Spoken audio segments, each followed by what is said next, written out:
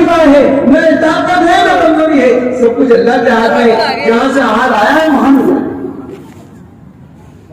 ارے یہ تو ساری مخلوق ہے، ڈاکٹر بھی مخلوق ہے میرے بھائیوں دوستوں، وکیل بھی مخلوق ہے، اس کے ہاتھ میں نہیں ہے. آپ مسجد میں آگے تو رکعت تو پڑھو. دل سب کے اللہ کے ہاتھ میں ہے، دل سب کے اللہ کے ہاتھ میں ہے. آپ اللہ سے مانگو، نماز کے راستے سے مسئلہ حل کراؤ، نماز کے راستے سے دورے صحابہ میں. اور میں آپ کو بتاؤں یہ واقعہ صحابہ کے لیے نہیں ہے، یہ واقعہ بعد والوں کے لیے. اور اللہ کا فضل ہے ہمارا کام اس بنیاد پر چل رہا ہے. یہ کتنے ایسے بیرون جانے والے ہیں، کتنے ایسے ساتھی ہمارے جو 4 مہینے اور 6 مہینے لگاتے ہیں، انہیں بنیادوں پر لگاتے ہیں نماز اور روز. میرے دوستوں نماز اور صدقے سے اپنے مسئلوں کو حل کراتے ہیں. آپ دیکھو 80% جانے والے ایسے غربا اور کمزور ہوتے ہیں، وہ اپنا کوئی مسئلہ ہوتا ہے وہ مخلوق سے اور اپنے ساتھیوں سے ذکر نہیں کرتے، وہ اللہ سے ذکر کرتے ہیں. مخلوق سے ذکر نہیں کرتے. مخلوق کے ہاتھ میں کیا ہے؟ آپ اللہ کی شکایت مخلوق سے کرو گے. اگر تنگی آئی ہے آپ کے پاس مال نہیں ہے تو اللہ نے تو نہیں دیا ہے، تنگی اللہ کی طرف سے ہے. آپ مخلوق سے کہتے اللہ کی شکایت کر رہے ہو، خالق کی شکایت مخلوق سے کر رہے ہو. خالق کے ہاتھ میں سب کچھ ہے، بنانا بگاڑنا، نفع نقصان، عزت ذلت، میرے دوستوں کامیابی ناکامی، آپ کے مسئلوں کا بیماری شفا سب اللہ کے ہاتھ میں. جس خالق نے بیماری دی ہے وہی تو دور کرے گا. آپ کہاں جا رہے ہو؟ یہاں بیماری سے شفا نہیں ہے. موسیٰ علیہ السلام بیمار ہو گئے، اللہ کی طرف سے حکم ہوا اے موسیٰ یہاں سے جڑی بوٹی لیجیے اور ان کا استعمال کیجیے. وہاں سے جڑی بوٹی لی، ان کا استعمال کیا، فوراً شفا مل گئی. شفا مل گئی. دوسری مرتبہ پھر بیمار ہوئے، پھر حکم، پھر میرے دوستوں موسیٰ علیہ السلام بغیر حکم کے وہیں چلے گئے، اسے استعمال کیا، شفا ہی نہیں ملی. کہا کہ ندائی موسیٰ بیمار شفا اس جڑی بوٹی میں نہیں ہے، شفا تو ہمارا عمر میں ہے، شفا تو ہمارا عمر میں ہے. پہلا عمر ہمارا اس کے شفا کا تھا تو اس سے شفا بھی نہیں، اب عمر نہیں تھا. آپ بغیر عمر کے وہاں گئے تھے اس لیے شفا نہیں. بیماری وہاں سے آئی، شفا کہاں سے ملے گی؟ تنگی وہاں سے آئی، نروس و خوشحالی کہاں سے ملے گی؟ کمزوری وہاں سے آئی، میرے بھائیوں قوت کہاں سے ملے گی؟ حال وہاں سے آیا، حال دور کہاں سے ہوگا؟ ارے جس کے ہاتھ میں لگام ہے وہاں سے تو کہو، 2 رکعت پڑھ کے تو کہو. اللہ نے نماز کو بھیجی اس لیے ہے، اللہ نے حکم دیا ہے. کوئی پریشانی آئے، بیماری آئے، تنگی آئے، قحط آئے، نروس و سلسلہ آئے، طوفان آئے، بیماری آئے، 2 رکعت پڑھو، اللہ سے حل کرا لو. یہ اللہ کا امر ہے، اللہ کا امر ہے، اللہ کا امر ہے. یہ کوئی بھی مسئلہ آئے گا ہم اللہ سے حل کرا لیں گے. اسے مخلوق کے ہاتھ میں کچھ نہیں. سارے انسانوں کے قلوب اللہ کے ہاتھ میں ہیں. اللہ جو چاہتے ہیں وہ ہوتا ہے. اللہ نے نماز ہی اس لیے دی، نماز ہی اس لیے دی کہ نماز پڑھ کے اللہ سے قریب ہو جاؤ، اللہ سے اپنا رشتہ قائم کر دو. 2 رکعت پڑھے اللہ سے رشتہ قائم ہو گیا. اللہ تعالیٰ تجھے میرے بندے بتا تو کیا چاہتا ہے. تہجد کے وقت میں آسمان دنیا کو دریاتے ہیں، اللہ کی رحمتیں جوش مارتی ہیں. اللہ تعالیٰ میرے دوستوں بندوں سے سوال کرتے ہیں اے المستغفرین، ہے کوئی استغفار کرنے والا، ہے کوئی حاجت روا، ہے کوئی سوال کرنے والا، میں اس کے سوال کو پورا کروں. میرے بھائیوں دوستوں بزرگوں اللہ کا فضل ہے، اجتماع کی برکت سے تہجد کا بھی موقع ملتا ہے، نماز کا بھی موقع ملتا ہے. آپ جب بھر جانے کے بعد تہجد تو تہجد، فجر کی نماز آگے پیچھے ہونے لگتی ہے. محل میں اتنی طاقت ہوتی ہے، اس لیے اپنے مسئلوں کو نماز سے یہ سارے محنت بنیادوں میں چل رہی ہے. اور جس کی بنیاد صحیح ہے، جس عمارت کی بنیاد صحیح ہے، وہ عمارت آگے بڑھ سکتی ہے اور وہ عمارت سے میرے دوستوں سب کو فائدہ ہو سکتا ہے. اور جس کی بنیاد خراب ہے وہ عمارت زیادہ دیر نہیں چلتی. ہماری بنیادیں یہ ہے، ہماری بنیاد ایمان ہے، ہماری بنیاد اعمال ہے، ہماری یہ بنیادیں ہیں. اگر ہماری بنیاد صحیح ہے تو ہمارا ہر مسئلہ صحیح ہے، ہمارا ہر مسئلہ صحیح ہے. ہم نے تو اپنے مسائل کو خود بگاڑ دیا، اس لیے کہ ہم نے اپنی عمارت کی بنیادیں خراب کر دی، اس لیے ہمارے مسائل بگڑ گئے، ہمارے مسائل بگڑ گئے. اب صحیح کرنا اس لیے جماعتوں میں نکالا جاتا ہے تاکہ ہمارے مسائل صحیح ہوں. میرے بھائیوں دوستوں لوگوں یہ فکر کرنا نماز کی طاقت کا اور نماز کی قیمت کا اور رسول اللہ صلی اللہ علیہ وسلم کی سنتوں کا جو ہے ہمیں استدلال نہیں. اس لیے ہم اپنے ظاہر میں نماز کو صحیح کریں اور یاد رکھو نماز صحیح ہوگی اعلیٰ صحیح ہوں گے. نماز صحیح ہوگی تو نماز ہم کو ہر منکرات سے ہر فواحش سے روک دیتی ہے. اس لیے کہ نماز میں خاصہ ہے نماز اپنے پڑھنے والے کو منکرات سے اور فواحش سے روک دیتی ہے. یہ نماز کا خاصہ ہے. ان الصلاۃ تنہی عن الفحشاء والمنکر. نماز پڑھے اور بڑا کام کرے ایسا نہیں ہو سکتا. نمازی کا سب سے پہلا اعلیٰ صحیح. نماز میرے دوستوں صراط سے بھی مانا ہے. نماز میرے دوستوں اپنے پڑھنے والے کو سیدھا کرتی ہے, سیدھا. اس لیے کہتے ہیں ہمیں اپنے ہر حکم کو نماز کی ترتیب, ہر عمل کو نماز کی ترتیب پر لانا. جیسے بندہ نماز میں اللہ کے حکم اور رسول اللہ صلی اللہ علیہ وسلم کے طریقوں کو پابند ہوتا ہے, ہمارا ہر عمل اللہ کے حکم اور رسول اللہ صلی اللہ علیہ وسلم کے طریقوں کو پابند ہو جائے, رسول اللہ صلی اللہ علیہ وسلم کی سنتوں کو پابند ہو جائے. میرے بھائیوں دوستوں سنت کی طاقت اور بہت کو معلوم نہیں ہے. آج ساری دنیا میں رواجی طریقے غالب آ گئے, رواجی طریقے غالب آ گئے. اس لیے آدمی اپنے مسائل کو رواج سے حل کرنا چاہتے ہیں. اس لیے باقی نے یہ محنت کری کہ آدمی کو جو ہے سنت کے مقابلے میں رواج کو پیش کیا, سنت کے مقابلے میں رواجی طریقوں کو پیش کیا. سنت میں روب ہے, سنت میں نور ہے, سنت میں کشش ہے. ولایت کی اثر اتباع سنت میں ہے, دین کا کمال اتباع سنت پر ہے. میرے دوستوں جس کی زندگی میں سنت نہیں اس کا دین کامل نہیں. فرمایا حدیث شریف میں آتا ہے لا یؤمن احدکم حتی یکون ہواؤہ تبعا لما جئت بہ. تم میں سے مومن کامل نہیں ہو سکتے اس وقت تک جب تک تمہاری خواہش و جذبے اس دین کی تابع نہ ہو جائیں جو رسول اللہ صلی اللہ علیہ وسلم لے کر آئے. کمال ایمان کے لیے اتباع سنت, کمال نماز کے لیے اتباع سنت. آدمی کے فرائض جب تک مکمل نہیں ہوں گے, جب تک فرائض کی زندگی میں سنت اس کی زندگی میں نہیں ہوں. فرائض کی تکمیل کے لیے سنتیں ہیں, اللہ کے عوامل کی تکمیل کے لیے سنتیں ہیں. اتباع سنت میرے دوستوں دین کا قیام اتباع سنت پر ہے. کرامت کا ہو جانا یہ میرے دوستوں بزرگوں یہ کوئی بڑے کمال کی بات نہیں ہے. یاد رکھو اتباع سنت یہ کمال کی بات. آدمی کو سوچو ایک آدمی ہوا میں اڑ رہا ہے, ایک آدمی سمندر پہ نماز پڑھ رہا ہے, یہ اس کی کرامتوں میں سے ہے. کرامت مجاہدے کے بعد حاصل ہو جاتی ہے لیکن اتباع سنت کے بغیر یہ اللہ کا ولی نہیں بن سکتا. کرامت کے بغیر یہ اللہ کا ولی ہو سکتا ہے. اس لیے کہ اس کی زندگی میں سنتیں ہیں. اتباع سنت پر اللہ کے وعدے ہیں, کرامت پہ نہیں. سنتیں نکل گئی. اس لیے میرے بھائیوں دوستوں بزرگوں باقی نے سنت کے مقابلے میں رواج کو پیش کیا ہے تاکہ مسلمان اور رواج میں سہولتیں بتائی ہیں اور آسانیاں بتائی ہیں اور اس کے فائدے بیان کیے ہیں. آج مسلمان کے ذہن میں نہیں ہے ہمارے نبی کی سنت میں کیا فائدے ہیں اور کیا آسانیاں ہیں. یاد رکھو آسانیوں سے دین نہیں آتا میرے دوستوں, مجاہدوں سے دین آتا ہے. ہمارے نبی نے تو ایسے طریقہ بتایا ہے کہ ہمیں استنجا کرنے کی طریقے بھی سمجھائے ہیں. بیت الخلاء میں جاؤ کیسے بیٹھو, جانے کا طریقہ, نکلنے کا طریقہ, جانے کی سنت اور نکلنے کی دعا یہ سب بتائیے. آپ کو استنجا لگ رہا ہے, آپ بستی میں ہیں تو بستی میں استنجا کرنے کا کیا طریقہ, آپ جنگل میں کیا طریقہ, آپ کو ہوا کے رخ پہ استنجا نہیں کرنا. ہمارے نبی نے کیسا طریقہ بتایا. ہوا کے رخ پہ اگر آپ پیشاب کر رہے ہیں تو ممکن ہے وہ پیشاب آپ کی طرف نہ آ جائے, جو کپڑے پاجے وہ ناپاک نہ ہو جائے.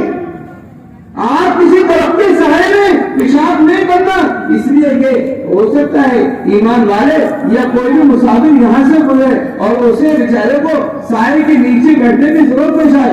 اگر وہ سائے دار درخت کے نیچے اگر آپ نے اس کو ناپاک کر دیا تو لوگ کیسے بیٹھیں گے. راستوں میں استنجا نہیں کرنا میرے بھائیوں, استنجا کرو نہ قبلے کی طرف. اس لیے قبلہ محترم ہے, مسلمانوں کا رخ قبلے کی طرف ہے, صرف نماز میں نہیں ہے. ہر عمل میں ہم میرے دوستوں قرآن کی تلاوت کرو قبلے کی طرف کر کے, اس کا مذہب کچھ اور ہوتا ہے. نماز کے لیے نہیں ہے کہ ہمیں تو ہر وقت کو ادھر کرنا. اس لیے کیا ہے میرے بھائیوں دوستوں سنتوں کی اہمیت نہیں کرتے, سنتوں میں کشش ہے. اس لیے ہمارے نبی نے استنجا کرنے کی سنتیں بتائی. کہ آپ راستوں میں سجا نہیں کرو گے، اس لیے راستے میں تکلیف دہ چیز کا ہٹانا میرے دوستوں ایمان کی شاخوں میں سے ایک شاخ ہے، ایمان کی 72 شاخیں ہیں، ان میں سے ایک چیز یہ ہے کہ راستے سے تکلیف دہ چیز کو ہٹا دو، راستوں کو کشادہ کر دو۔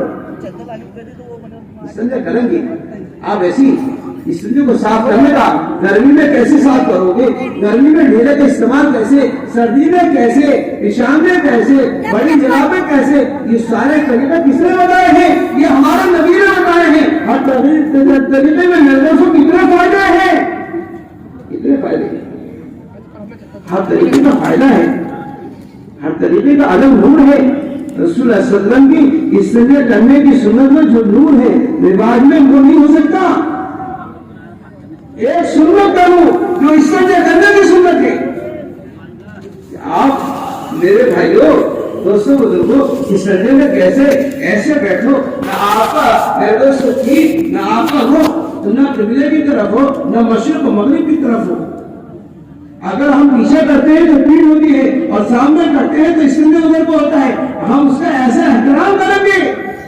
اب ایسے مسلمان کو پتہ نہیں، بیچارہ غفلت میں ہے، دھوکے میں ہے، اپنی ضرورت کا علم بھی نہیں ہے، اس لیے آپ دیکھو اتنا لباس سے متاثر ہے کہ سنت ہمارے ذہن سے نکل گئی، سنت کے مقابلے رواجی طریقوں کو پیش کیا۔ اس لیے گاڑیوں میں میرے بھائیوں دیکھو یاد رکھو، سنت ایک انسان کا عمل ہے، انسان کا عمل ہے۔ انسان سنت پر آئے گا، دعا پڑھے گا تو انسان کی زبان حرکت میں آئے گی، زبان کی حرکت کے اثرات اس کے میرے دوستوں دل میں اور دماغ میں کریں گے۔ معاف فرمائے، اب سنت کے مقابلے میں گاڑی میں چابی لگاؤ تو گاڑی کا ریموٹ لگا دی، کیا بولتا ہے؟ سبحان الذی سخر لنا ھذا وما كنا له مقرنین۔ دعا ریموٹ کی ہے، انسان کی ہے، دعا انسان کو کرنی چاہیے، ریموٹ کو۔ اللہ معاف فرمائے، کچھ دن کے بعد تو ایسا لگتا ہے نماز کی بھی کوئی ایسا رواجی طریقہ آ جائے گا کہ وہ جب وہ تکبیر کہنے والا بتلا ہے تو وہ کہے اللہ اکبر، پھر قرات شروع کرتی، پھر رکوع میں چلے گئے، اللہ اکبر، نماز ہوگی اس کی؟ کبھی کھانا ایسے کھاتے رہے گا کہ رواجی طریقوں سے پیٹ بھرے گا، نکاح ہوگا۔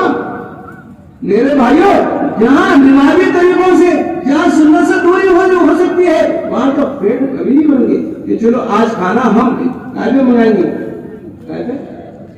رواجی طریقے پہ نیٹ پہ منگا لیں گے چلو، اور آج دیکھتے دیکھتے پیٹ بھر جائے گا۔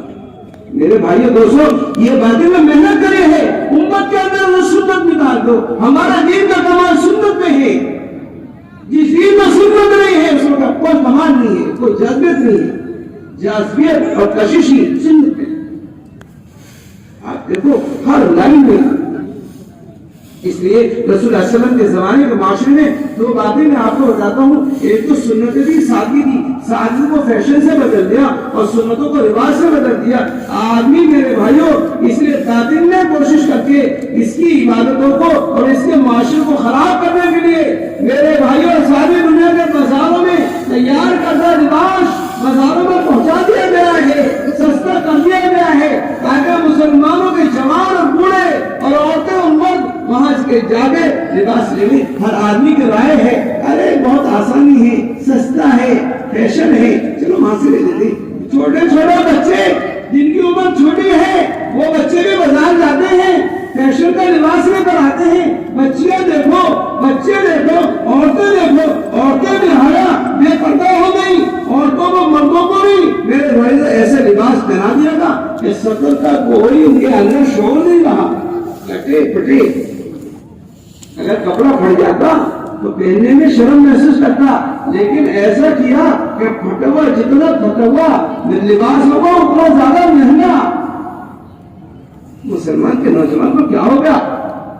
میں نے ایک ساتھی سے کہا، نوجوان بچہ میرے پیارے تم کو پیسے نہیں ہے، ایسے پھٹی ہوئی پینٹ پر رکھی ہے، میں تمہیں ایک کپڑا دیتا ہوں اس کی پاجامہ بنا۔ کہنے لگے پھٹی بھی نہیں ہے، کوئی ڈیزائن چلتا ہے، ڈیزائن چلتا ہے، صاف دیکھ لو ان کو نیچے ختم ہو گیا۔ میرے بھائیوں یہ اس لیے کیا ہے تاکہ مسلمان کو معاشرہ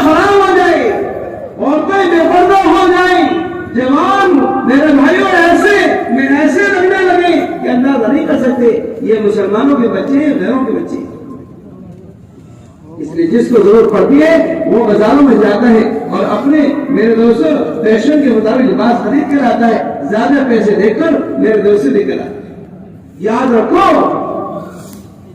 لباس فیشنی طریقوں میں نہ سکون ہے، نہ راحت ہے، نہ کھانے میں راحت ہے، نہ بیٹھنے میں راحت ہے، نہ استنجے میں راحت ہے، نہ سونے میں راحت ہے، نہ رات میں راحت ہے، نہ دن میں راحت ہے. نماز پڑھتا ہے میرے بھائیوں دوستوں بزرگوں، پیچھے کا سارا حصہ نظر آتا رہتا ہے.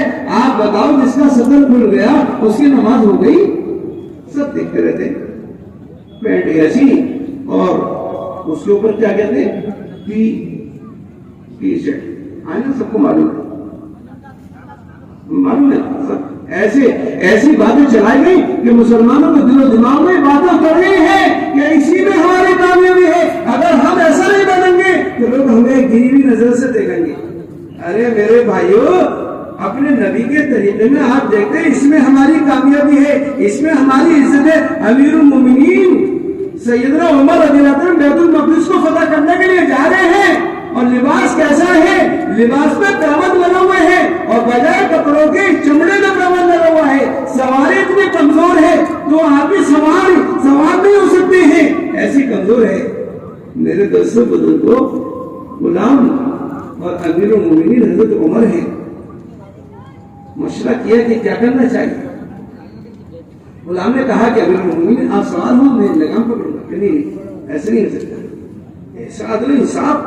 امیر المومنین ہے وہ غلام اور وہ نوکر، لیکن آپ دیکھو سفر میں. کہا کہ نہیں، ایسا باری سے باری طے کر لیتے، کچھ دیر میں بیٹھوں، آپ لگام لے کے آگے چلو اور اس کے بعد میں اتروں، میں لگام میرے ہاتھ میں لگام ہو اور آپ سوار ہو. یہ امیر المومنین، یہ ہے دنیا کا مالک، یہ امت کا ملہم. قرآن کریم کی بے شمار آیتیں 19-20 جگہ ایسی ہیں جہاں پہلے عمر رضی اللہ عنہ کی میرے دوستوں رائے بنی ہے، اس کے بعد آیت نازل ہوئی. دیکھو کیسا حل. اور کہا جا رہی بیت المقدس کو فتح کرنے کے لیے کپڑے کے پیوند. مسلمان میرے بھائیوں، دھوکے میں لگو، ہم دھوکے میں پڑے ہوئے ہیں. ہماری عزت اس میں نہیں ہے، ہماری عزت اس میں ہے. ہماری کامیابی 1400 سال پیچھے ہٹ کر جانے میں. جیسے صحابہ بے تاج کے بادشاہ تھے اور صحابہ کو جو عزت کی چوٹی میں اللہ نے بٹھایا تھا اور ساری دنیا والے جو ان کو ایک مقام دیتے تھے. میرے بھائیوں، اگر اس طریقے میں آ جاؤ، فیشن کو کیا کر دیا میرے دوستوں، فیشن کا ساتھ کی. اس میں معلوم نہیں ہے اللہ نے جو جان دیا ہے، جو مال دیا ہے، جو صلاحیتیں دی ہیں دین پہ لگانے کے لیے دی ہیں، لیکن اسے کہاں لگائی ہے؟ اس لیے تیار کردہ لباس مارکیٹوں میں ہے، جگہ جگہ مارکیٹ ہے، گاؤں میں شہروں میں بنا دی گئی ہے تاکہ عورتیں اپنے من پسند کے لباس پہنے جس میں ان کا جسم بھی نظر آئے اور ان کا جو ہے میرے دوستوں ان کا سارا ظاہر نظر آئے. بولو سب سے اچھے لباس کون سے سمجھے جاتے ہیں؟ عورتیں سب سے اچھے لباس کس کو سمجھتی ہیں؟ سب چیزیں نظر آ رہی، اس کا پیٹ بھی نظر آ رہا ہے، پیچھے کا سارے حصہ نظر آ رہا ہے. اللہ تعالیٰ معاف فرمائے. میرے بھائیوں، سونے میں بھی سکون نہیں، لیکن خلا جانے میں نہیں، بیٹھنے میں بھی سکون نہیں ہے. آپ سنتی لباس پہنو، یقین جانیے سارا لباس پہنو، بیٹھنے میں سکون، کھانے میں سکون، نماز میں سکون. اور کیسا ایسا روب پڑتا ہے، جیسے میرے بھائیوں کرتے پجامے والے جاتے ایسا روب پڑتا ہے. ماشاء اللہ، اللہ کا شیر، جیسے لوگ شیر سے ڈرتے ہیں نا، ایسے اسلامی لباس والوں سے. اس لیے میرے بھائیوں دوستوں بزرگوں، یہ فکر کر لو اور دیکھو سنو، ہماری عبادتوں کی جان نکلے، ہماری میرے دوست دعا بے جان ہو جائیں، اس کے لیے کیا دیا ہے؟ تیار کردہ غذائیں بازاروں میں پہنچا دی گئی ہیں اور اس میں حرام کی آمیزش کسی نہیں ہے تاکہ مسلمانوں کی عبادت بے جان، نماز بے جان، روزہ بے جان، حج بے جان، دعائیں سر سے اوپر نہ جائے. مسلمان کہتا ہے ارے کچھ نہیں ہو رہا، ہم تو دعا کر رہے ہیں کچھ نہیں ہوا، نماز پڑھنا کچھ نہیں. ارے ہوا کیوں؟ آپ کا آپ غذا تو دیکھو کہاں کی ہے. عورتیں کہتی ہیں ارے چلو چھوڑو کیا پکائیں گے، اس سے سستا تو بازار میں مل جائے گا.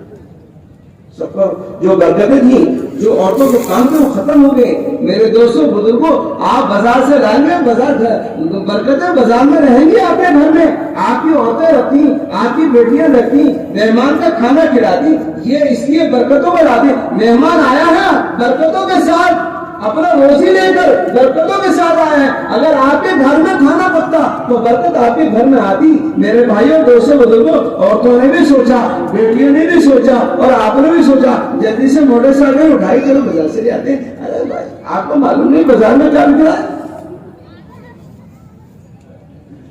کیا بک رہا ہے.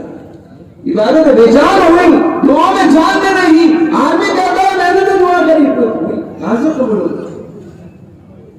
تیار کردہ غذائیں بازاروں میں پہنچا دی گئی اور سب متاثر ہو چکے. بعض شہروں میں تو میرے دوستوں گھروں میں کھانا ہی پکنا بند ہو گیا, کھانا پکنا ہی بند ہو گیا بڑے بڑے شہروں میں. اور یہ بیماریاں باہر سے آ کر ہمارے ہندوستان میں بھی آ گئی ہیں. میں آپ کو سب بتا, ہمارے باہر سے آئی اور ہمارے ہندوستان میں داخل ہو گئی ہے. بعض گھرانے ایسے ہیں جہاں کھانا نہیں پکتا, ہوٹل پہ جاتے ہیں, ہوٹل سے پیغام دے دیتے ہیں, آ جاتے ہیں, چلو سب چیزیں باہر سے ہوتی ہیں, پتہ نہیں چل رہا پھر کیا ہو رہا ہے کیا نہیں ہو رہا. یہاں تو شہروں میں یہ بیماری آ گئی.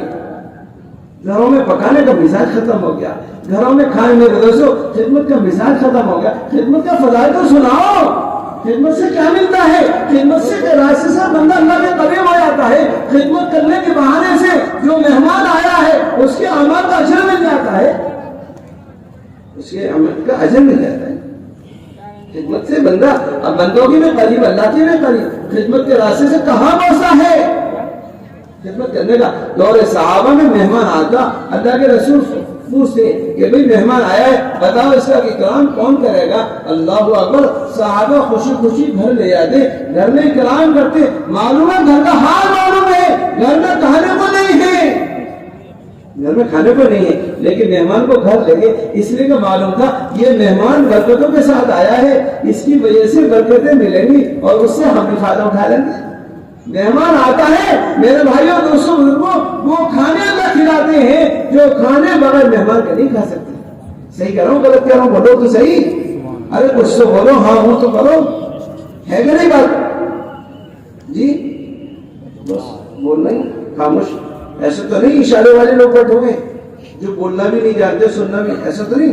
وہ اشارہ ایک جماعتیں چل رہی ہیں ایسی اشارے والی, آپ کیسی ہیں اشارے سے کچھ کہو. میری بات سمجھ آ رہی کہ نہیں. تھوڑے دیر بولے آپ کچھ ایسے بھی بیٹھے جو اشاروں سے بتا, چلو اشاروں سے بتا دو, کریں گے انشاءاللہ. میرے دوستوں بزرگوں یہ برکتیں ختم ہو, اسے تیار کردہ غذائیں پہنچا دی تاکہ عبادتیں خراب ہو جائیں. میرے بھائیوں دوستوں تیار کردہ لباس ڈالے تاکہ ہمارا معاشرہ خراب ہو جائے. ہمیں فکر کرنے کی ضرورت ہے. آج جو ہمارے بچے ہیں یہ ہمارا مستقبل ہے, یہ ہمارے جوان, یہ میدان انہیں کے ہاتھ میں ہے. آج میرے بھائیوں جوان بچوں پر, جوان بچیوں پر, چھوٹے بچوں پر, بچیوں پر توجہ دینے کی ضرورت ہے. آپ کی عمر جہاں ہے, جوان آج جس ماحول میں زندگی گزار رہے ہیں, اگر آپ نے اس کی فکر نہ کری تو میرے بھائیوں دوستوں اس وقت جتنے بگاڑ کے اسباب ہیں اتنے سدھار کے اسباب نہیں ہیں. ہر چھوٹا سا بچہ بگاڑ کی طرف ہے. ابھی پیدا ہونے کے بعد ایسی چیزیں اس کے ہاتھ میں آ جاتی ہیں میرے بھائیوں دوستوں بزرگوں, اور ایسی چیزوں سے واقف ہو جاتا ہے, آپ واقف نہیں ہوں گے. بگاڑ کے اسباب بہت ہے, اس لیے ایک تو ہمیں اس کی فکر کرنی چاہیے. سنتوں کو لاؤ, سنتی لباس ہو, سنتی کھانا ہو, سنتیں میرے دوستوں گھر میں, معاشرے میں, ظاہر میں, باطن میں سنتیں آئیں. آپ سنت کے داعی بنو. اگر آپ سنت کے داعی نہیں ہیں تو آپ کی زندگی میں سنت نہیں ہو سکتی, آپ سنت پر قائم نہیں ہو سکتے. اگر آپ سنت کے داعی ہیں تو سنت آپ کی زندگی میں آہستہ سے آ جائے گی, سنت پر قائم ہو سکتے. سنت کے داعی بنو. ہمارے سنت کا دعوت ختم ہو گئی, اس لیے میرے دوستوں رواج کو ختم کرو, سنتوں کو لاؤ. اس لیے باطل نے رواجی طریقوں کو مسواک کے مقابلے برش کو پیش کیا ہے کہ برش کر لو. اس کا فائدہ یہ ہے, یہ منہ کو, دانت کو صاف کر دیتا ہے. آپ کو مسواک کے فائدے معلوم نہیں ہے. مسواک میں 70 فائدے لکھے ہیں. ایک فائدہ یہ ہے کہ اللہ تعالیٰ میرے بھائیوں دوستوں آخری وقت میں اللہ تعالیٰ اس کو کلمہ نصیب فرمائے. مشکل حاصل ہو جائے. ایسی ایسی چیزیں ایجاد کر دی ہیں. آپ گھر میں جاؤ, گھنٹی ایسی ہے کہ وہ گھنٹی خود سلام کرے گی, السلام علیکم ورحمۃ اللہ. گھنٹی کا عمل ہو گیا, سلام کرنا آپ کا عمل ہے, گھنٹی کا عمل ہے. اس لیے آپ سنتوں کو لاؤ, رواج کو, معاشرے کو صحیح کرو. مسلمانوں کا معاشرہ, میرے دوستوں, پہلے ابتدائی معاشرہ ہمیں آتا ہے. معاشرہ جن کا خراب ہو جاتا ہے, ظاہر سے باطن خراب ہوتا ہے, ظاہر کے اثرات باطن پہ پڑتے ہیں. اس لیے ظاہر کے صحیح کرنے کی بھی ضرورت ہے, معاشرے کا صحیح کرنے کی بھی ضرورت ہے. عبادتیں بھی صحیح ہو, ہماری زندگی میں معاشرہ بھی صحیح ہو, اور ہمارے معاملات بھی سنت کے مطابق ہو. معاملات کا دین بھی ہمارا کمزور ہے. میرے دوستو, اسلام کے پھیلانے کے لیے مسلمانوں کا معاشرہ, معاملات صحیح ہو جائے. یاد رکھو, آہستہ آہستہ جو ہم سے دور ہے وہ بھی قریب ہو جائیں گے. ہمارے نبی نے ایسے معاملات سکھائے ہیں, ایسے معاملات کا دین بتایا ہے. اگر وہ معاملات زندگی میں آ جائیں تو میرے دوستو, اس معاملات کے راستے سے لوگ ہمارے قریب, ہم سے دور اس لیے ہیں ہمارے معاملات خراب ہو گئے. لوگ ہم سے اس لیے دور ہیں, ہم سے اس لیے میرے دوستوں لوگوں کو وحشت ہے کہ ہمارے معاملات خراب ہو گئے. جہاں دیکھو گے مسلمان کے معاملات خراب ہو گئے. ہمارے نبی کا معاملات دیکھو, رسول اللہ صلی اللہ علیہ وسلم نے ایک صاحب سے معاملہ کیا. وہ کہا, یا رسول اللہ صلی اللہ علیہ وسلم, میں ابھی آتا ہوں. وہ کسی سامان کو لینے کے لیے گیا, وہاں جا کر بھول گیا. 3 دن کے بعد یاد آیا, 3 دن کے بعد یاد آیا کہ میں نے رسول اللہ صلی اللہ علیہ وسلم کو معاملہ کیا تھا. وہ بھاگ کر آیا تو دیکھا رسول اللہ صلی اللہ علیہ وسلم 3 دن سے اسی جگہ کھڑے. یہ کون ہے؟ سید میرے دوستوں, کون؟ امام الانبیاء ہیں, سرکار دو عالم ہیں, سب سے بڑے. لیکن 3 دن سے نہیں کرے. حضرت علی رضی اللہ عنہ کی زرہ غائب ہو گئی اور وہ زرہ یہودی کو ملی. حضرت علی رضی اللہ تعالیٰ نے میرے دوستوں زرہ کو, اس زرہ کے لیے کہا کہ یہ زرہ میری ہے, یہ زرہ میری ہے. یہودی نے کہا نہیں میری ہے. معاملہ ان میں بڑھ گیا. اس یہودی نے کہا کہ اچھا ایسا کرتے ہیں, ہم یہاں کے قاضی صاحب کے پاس چلتے ہیں. قاضی صاحب نے کہا کہ ٹھیک ہے, قاضی صاحب کے پاس. قاضی صاحب تو حضرت علی کی رعایا میں ہیں, ملازم ہیں, رعایا میں ہیں. آپ دیکھو کیسے معاملات, اللہ اکبر, دونوں کے دونوں یہودی اور حضرت علی قاضی صاحب کے پاس آئے. قاضی صاحب نے حضرت علی کو دیکھا, حضرت علی کو دیکھ کے اپنی کرسی سے کھڑے ہو گئے. آپ کہا کہ آپ یہاں تشریف رکھیں. کہا کہ نہیں, میں ایک معاملہ لے کر آیا ہوں اور آپ کی خدمت پیش کرنا ہے. جب یہ بات سنی تو قاضی اپنی کرسی پہ بیٹھے اور ان سے دونوں کا معاملہ سنا. حضرت علی رضی اللہ عنہ نے فرمایا, یہ زرہ میری ہے. یہ زرہ کس کی میری ہے؟ ایک میں درمیان میں بات کہتا ہوں, کچھ نوجوان ایک چلنے پھرنے کا ماحول بنا, جب انہیں وہیں بٹھا دو. ایسا سب بنتا رہتا, ایک کو دو کو دیکھ کے ماحول بنتا. جو جہاں ہے وہیں بٹھا دو, آگے پیچھے ہٹانے کی بڑھانے کی کوشش کرو. دونوں ہاتھ دیے ہیں, دونوں پیر پکڑ لو, وہیں پیر پکڑ لو وہیں. تو کیا ہوا؟ کہا کہ ذرا میری ہے.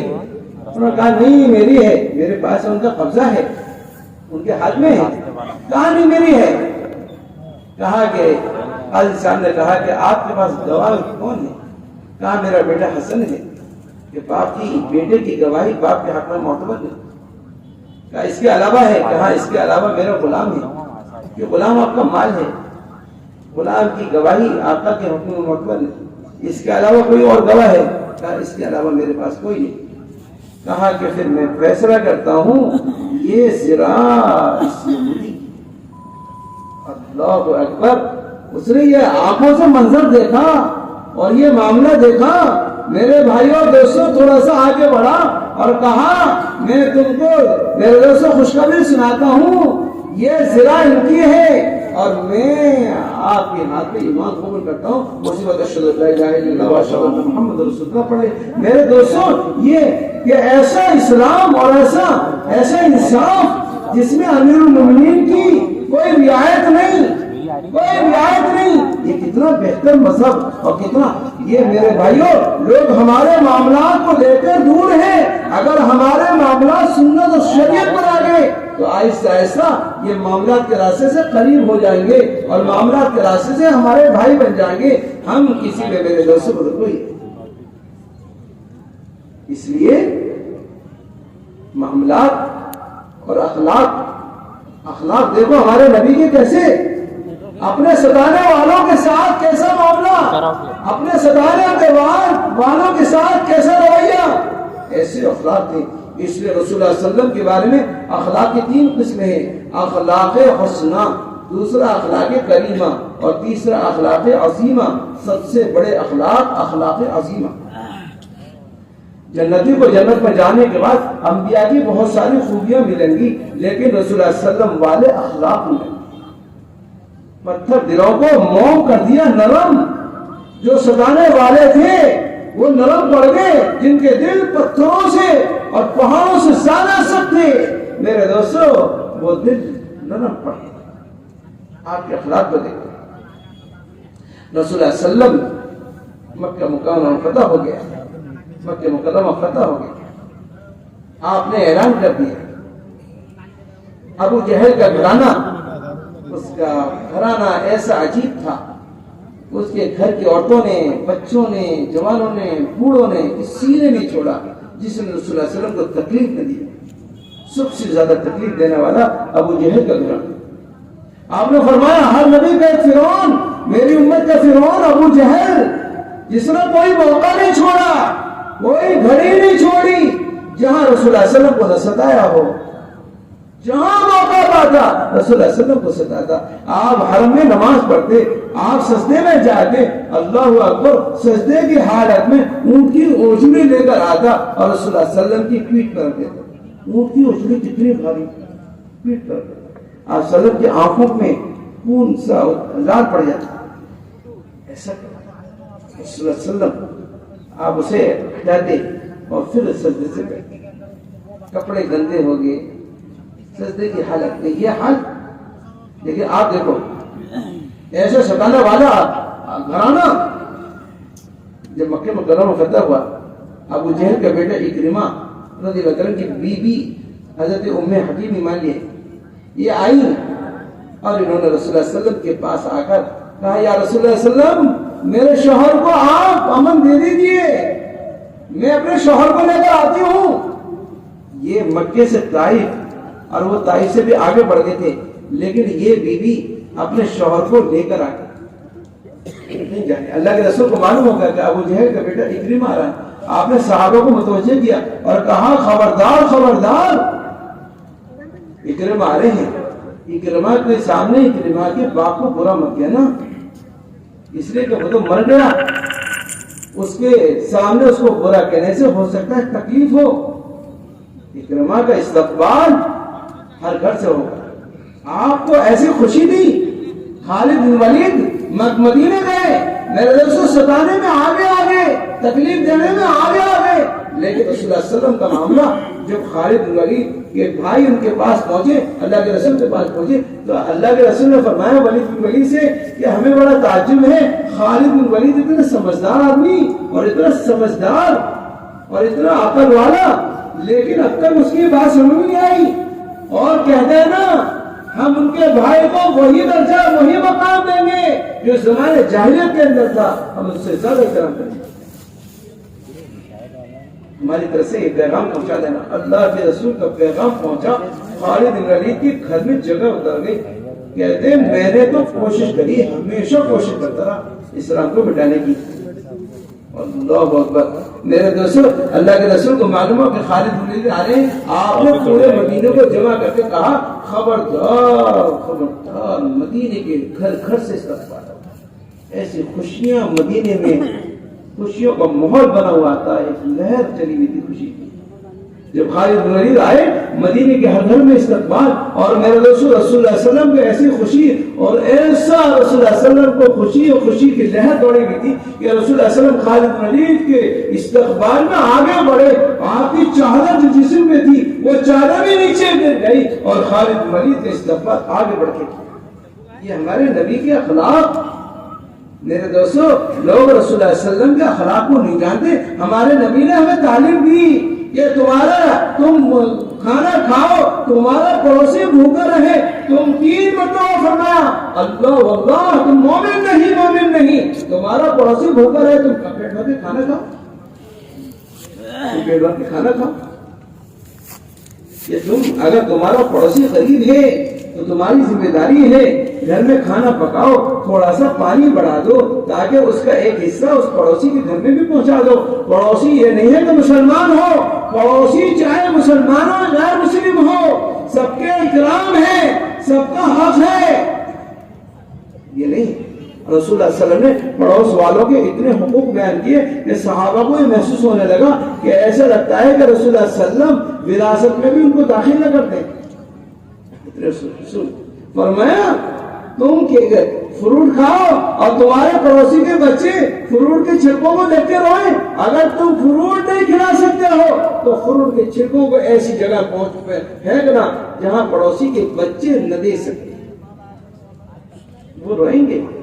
یہ ہمارے گھر میں کھانا، ہمارے گھر میں کچھ نہیں ہے، ہمارے پڑوسی کے بچے کیلے اور پھل کھا لیں، ایسا کہ تم اپنے پڑوسی کا بھی حق لگایا کرو کہ میرا پڑوسی ہے، میری ذمہ ہے اس کی بچوں کی، میرے دوستوں اس کے جان مال کی حفاظت میرے ذمہ ہے۔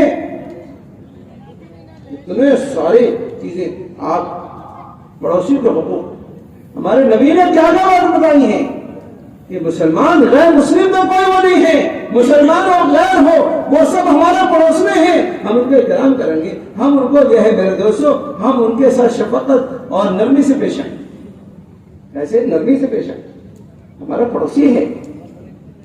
ارے آپ کھا رہے ہو اپنے بھائی کے گھر بھی بھیج دو، آپ میرے دوستوں کوئی اچھی چیز پہنو اپنے بھائی کے وہاں بھی بھیج دو، اس کے بچوں کا بھی خیال کرو، اس کے بچوں کا بھی خیال کرو، آپ کا پڑوسی ہے۔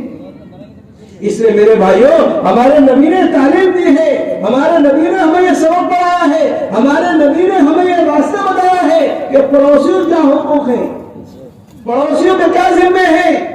اگر کوئی تمہیں ستائے تو ستانے والوں کے ساتھ میں اچھا معاملہ کرو، میرے دوستوں گالی کا جواب گالی سے نہیں، پتھر کا جواب پتھر سے نہیں، میرے بھائیوں گالی کا جواب خوبی سے دو،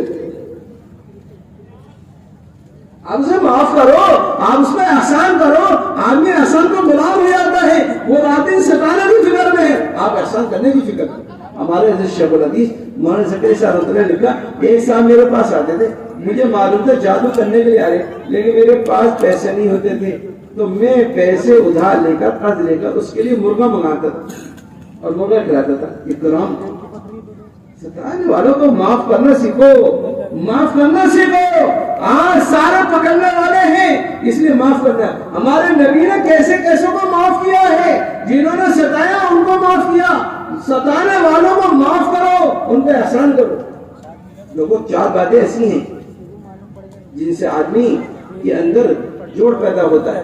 ایک تو میرے بھائیوں دوستوں بزرگوں سلام میں سبقت کرو، سلام کو عام کرو، سلام کرنا چھوڑ دیا۔ سلام ایک سنت ہے، سلام ایک دعا ہے، سلام دعا ہے، اور سلام یہاں سے لے کر جنت تک، جنت میں فرشتے دروازے میں کھڑے ہوں گے اور وہ بھی سلامتی پیش کریں گے اور کہیں گے سلام علیکم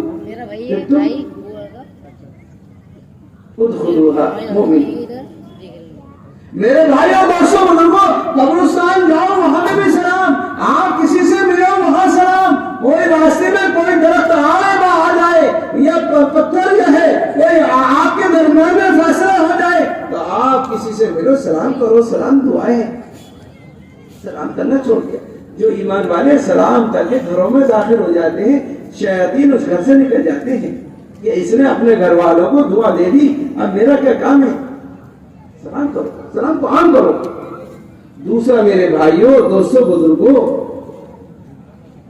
ایک دوسرے کو کھانا کھلاؤ۔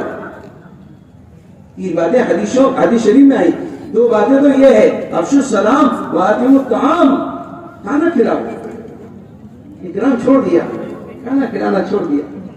ہم تو اپنے تعلق والوں کو شادی میں ولیمے میں ان کو بلاتے ہیں جن کا ہم سے تعلق ہے، بے تعلق والوں کو نہیں بلاتے، غریبوں کو نہیں بلاتے، غریبوں کا حق نہیں ہے، غریب آ جائے تو کرسی سے اٹھا دیں، دسترخوان سے اٹھا دیں، کھانا کھلاؤ۔ اور میرے بھائیوں دوستوں، پیٹھ پیچھے اس کی تعریف دعا اس کی جو ہے اس کو ہدیہ دو، پیٹھ پیچھے اس کی تعریف کرو، اس کو ہدیہ دو، حدیث سے محبت پیدا ہوتی ہے۔ اس لیے ہمیں اس کی فکر کرنا اور اس کی کوشش کرنا، ہمارے معاملات ہمارے اخلاق ایسے ہوں، اخلاق بلند ہوں گے، ایسا ایسا جو ہم سے دور ہیں اور جن کے ذہنوں میں غلط فہمیاں ہیں وہ ہم سے قریب ہو جائیں گے، اور میرے دوستوں اتنا قریب ہوں گے وہ ہمارے ساتھ ہو جائیں گے۔ ہمیں اپنے اخلاق کو ایسے کرنا، اور میرے بھائیوں یہ ساری محنت سیکھنے کے لیے اللہ کا کام کرنا، سارا دین آئے گا دین کی محنت سے، دین کی محنت، اللہ کے راستے کا خروج، اللہ کے راستے کا خروج یہ اللہ کے نزدیک سب سے زیادہ محبوب ہے، سب سے زیادہ محبوب ہے۔ صحابہ نے کسی بھی عمل کو اللہ کے راستے میں نکلنے کو ترجیح نہیں دی، جب بھی نکلنے کو کہا جائے نکل جائے گا۔ صحابہ نکلنے کی تمنا کرتے تھے، نکلنے کی میرے دوستوں سفارش کراتے تھے، نکلنے کی دعا کرتے تھے، نکلنے والوں کی دعاؤں پہ آمین کہتے تھے۔ ایسا نکلنے کا ماحول تھا، ایسے قربانی کا ماحول تھا۔ قربانیوں کے سے اللہ کا قرب ملتا ہے، قربانیاں اسلام کی جان ہے، قربانیاں نہیں کچھ بھی نہیں۔ میرے بھائیوں دین میں جان پیدا ہوگی قربانیوں سے، جو قربانی دیں گے وہ اللہ کے قریب ہو جائیں گے، جو اللہ کے قریب ہوں گے ان کی بات سنی جائے گی، ان کی بات مانی جائے گی۔ قربانیاں دین پہنچائے قربانی کے راستے سے۔ ہم نے قربانی کی جو ہے ابتدائی شکلوں کو انتہا سمجھ لیا ہے۔ یہ 4 مہینے چلا 4 مہینے یہ ہمارے کام کی ابتدائی شکلیں ہیں، یہ 2.5 گھنٹے اور سردا چلنا یہ مانوس کرنے کی شکلیں ہیں، یہ قربانی کی وہ سطح نہیں ہے جو سطح اللہ اس کے رسول نے بیان کی ہے، جو صحابہ کے عمل نے بتائی ہے، یہ وہ سطح نہیں ہے۔ اس سے ہمارے محلے کا ماحول نہیں بدلے گا، اس سے ہمارا معاشرہ معاملہ صحیح نہیں ہوگا، اس سے ہمارے اخلاق میں بلندی نہیں آئے گی، اس سے ہمارا ظاہر نہیں بدلے گا۔ یہ 2.5 گھنٹہ اور سیر روزہ اور چلہ یہ تو اپنی زندگی میں دین باقی رکھنے کے لیے آپ چاہتے ہو سارے عالم میں بیعتبار امت کے حرکت پیدا ہو، بیعتبار امت کے میرے دوستوں انقلاب آئے تو اس سے آگے بڑھنا پڑے گا، اس سے آگے کو قربانی ہے۔ دور صحابہ نے کسی بھی عمل کو میرے دوستوں اللہ کے راستے میں نکلنے کے مقابلے میں ترجیح نہیں دی۔ اور یاد رکھو یہ راستہ اتنا محبوب ہے، اس اتنا عظیم ہے، اس راستے کے ساتھ 2 نسبتیں ہیں، ایک اللہ کی نسبت فی سبیل اللہ۔ آج دیکھو کتنا عظیم کام، جس کی نسبت اللہ کے ساتھ ہو وہ عظیم کیوں نہیں ہوگا؟ اللہ سب سے بڑے، سب کے خالق و مالک، اور جس کام کی نسبت اللہ کے ساتھ جڑ گئی ہو وہ کام کتنا عظیم۔ بادشاہ کا خادم، بادشاہ کا پیے، یہ بادشاہ کا فلاں، یہ بادشاہ کا وکیل۔ آپ دیکھو وہ آدمی بادشاہ کا جو نوکر صفائی کرنے والا ہوتا ہے وہ بھی بادشاہ سے کم نہیں ہوتا، اس کے نوکر بھی بادشاہ سے آگے ہوتے ہیں۔ جاتے پکڑ مکڑ لے لو وہ بھی، کیونکہ جانتا ہے کہ میں بادشاہ کا کیا ہوں، خادم ہوں، تیل لگاتا ہوں، چپل صاف کرتا ہوں۔ ارے میں تو نہیں، ایک مرتبہ چپل صاف کر دو مسئلہ آتا۔ فی سبیل اللہ، اللہ کی نسبت اس کام کے ساتھ کتنا عظیم کام۔ دوسری نسبت انبیاء کی اور سید الانبیاء کی۔ اللہ تعالیٰ نے فرمایا آپ کہہ دیجئے قل ھذہ سبیلی، یہ میرا راستہ ہے۔ اس سے کہلوا رہے ہیں سید الانبیاء سے یہ میرا راستہ ہے۔ میرے راستے کا کام کیا ہے؟ ادعو الی اللہ علی بصیرۃ، یہ میرا کام کیا ہے؟ میں اللہ کی طرف بلاتا ہوں بصیرت کے ساتھ، یقین کے ساتھ، اور یہ میرا ہی کام نہیں ہے۔ انا ومن اتبعنی ومن آمن بی، یہ میرا بھی کام ہے اور میرے ایک ایک ایمان والے کا بھی یہی کام ہے۔ ومن آمن بی، اس کام کے ساتھ 2 نسبتیں، اللہ کی نسبت، اللہ کے رسول کی نسبت، ان نسبتوں کی وجہ سے یہ کام سب سے زیادہ عظیم، جو کام سب سے زیادہ عظیم، اس کام کا کوئی حق نہیں، اس کام کے لیے کتنا وقت دینا چاہیے۔ میرے بھائیوں مدینے صحابہ نے مدینہ مکے کو چھوڑا ہے، سب سے بہترین جگہ دنیا میں مدینہ مکہ اور حرمین، عبادت کی جگہوں میں سب سے زیادہ اچھی جگہ وہ حرمین کی عبادت آدمی کا ہر جوان اور بوڑھا، نیا اور پرانا، عورتیں مرد جانا چاہتے ہیں ان جگہوں پر۔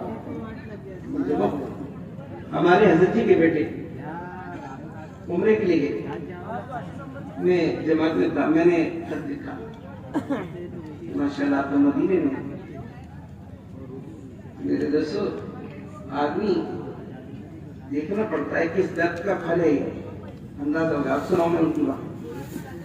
تو انہوں نے جواب میں لکھا کہ ہم ایسی جگہ ہیں جہاں آنے کو لوگ پسند کرتے ہیں، ہم مدینے میں جہاں آنے کو لوگ پسند کرتے ہیں، اور لکھا آپ ایسی جگہ ہیں جہاں انبیاء اور صحابہ نکلنے کو پسند کرتے ہیں، ہم ایسی جگہ ہیں جہاں لوگ جانے کو پسند کرتے ہیں، اور آپ ایسی جگہ ہیں جہاں انبیاء صحابہ رہنے کو پسند کرتے ہیں۔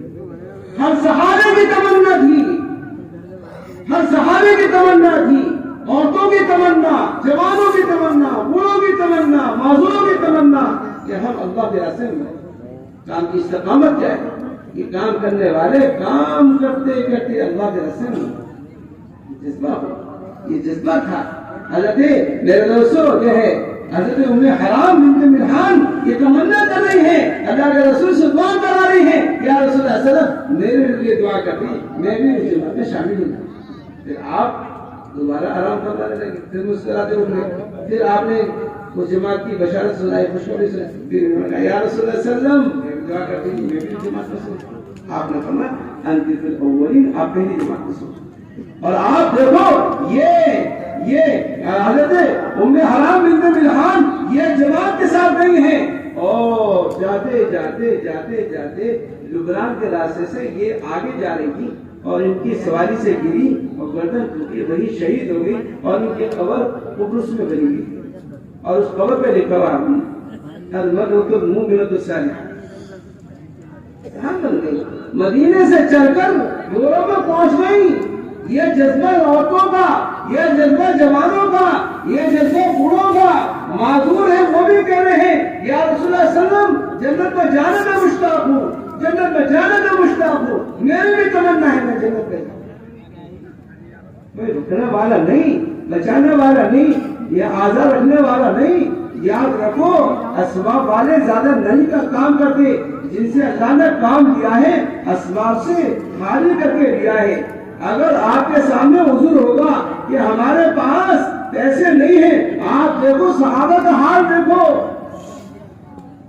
صحابہ کے پیروں میں چپل نہیں ہے، گرمی میں چلنے کی وجہ سے پیروں میں زخم پڑ گئے، کیا کہا زخم آئے، صحابہ کے چلنا مشکل ہو گیا، صحابہ نے کپڑے پھاڑ کے پیروں سے نکالے۔ میرے بھائیوں کپڑے نہیں ہیں، ایک ایک جوڑی میں کے ساتھ لگائے ہیں، میرے دوستوں کھانے کو نہیں ہے، کمر سیدھی ہونا مشکل ہے، پیٹ سے پتھر باندھے ہیں۔ رسول اللہ صلی اللہ علیہ وسلم کے گھر میں ایک چاند دوسرا چاند تیسرے چاند دیکھ لیا کرتے تھے، گھر میں چولہا چراغ نہیں دیتا تھا۔ مسجد نبوی جہاں سے سب سے زیادہ کام ہوا وہاں چراغ نہیں جلا 9 سال تک، لیکن کوئی تقاضا اندرون کا بیرون کا، میں دوستوں قریب کا دور کا کوئی تقاضا ایسا نہیں ہے جو تقاضا آیا ہو اور وہ تقاضا رہ گیا ہو۔ کمزور سے کمزور صحابی وہ بھی اللہ کے راستے میں جا رہے ہیں، جوان بچے بچیاں اور عورتیں اپنا کام لے کر آ رہی ہیں۔ میرے بھائیوں یہ تمنا تھی، اللہ معاف فرمائے آج رہنے کی اور بچنے کی تمنا ہے، اور آدمی اپنا آپ کو بچاتا چھپاتا ہے کہ مجھے بس تشکیل کا موقع آتا ہے نا تو بعض تو گردن چکا لیں گے، بعض کسی کی جو ہے آڑ لے لیں گے۔ بچانے والوں سے کام نہیں لیا گیا، لگانے والوں سے جو نکلنے کی تمنا کرے گا کام اللہ ان سے لیں گے۔ صحابہ نے نکلنے کی تمنا کری تھی، اللہ نے صحابہ سے کام کیا، اصل کام ہے میرے دوستو۔ اس کام کا آپ دیکھو تو صحیح کتنے فضائل ہیں، کام کرنے والے میرے دوستو نہ کرنے والے پچھتائیں گے، پچھتائیں گے۔ صحابہ تمنا کرتے تھے اگر صحابہ مدینہ مکے سے نہیں نکلتے تو یاد رکھنا دین ہم تک نہیں آتا۔ یہ قرآن حدیث ملا ہے صحابہ کے نکلنے کی وجہ سے، ہمیں دین ملا ہے، اسلام ملا ہے صحابہ کے نکلنے کی وجہ سے۔ صحابہ کہاں ہیں؟ مدینے مکے میں اور پورے سعودی میں صحابہ 10,000 12,000 صحابہ کی قبریں ملتی ہیں، باقی صحابہ کہاں چلے گئے؟ ساری دنیا میں صحابہ میرے بھائیوں قریب سے دور پہنچ گئے اور اللہ کا کام کرتے کرتے اللہ کے دین کو پہنچا دیا، صحابہ پہنچ۔ میرے بھائیوں دوستوں بزرگوں ہمیں اس کی فکر کرنا، صحابہ صحابہ کہاں تک پہنچے. اس لیے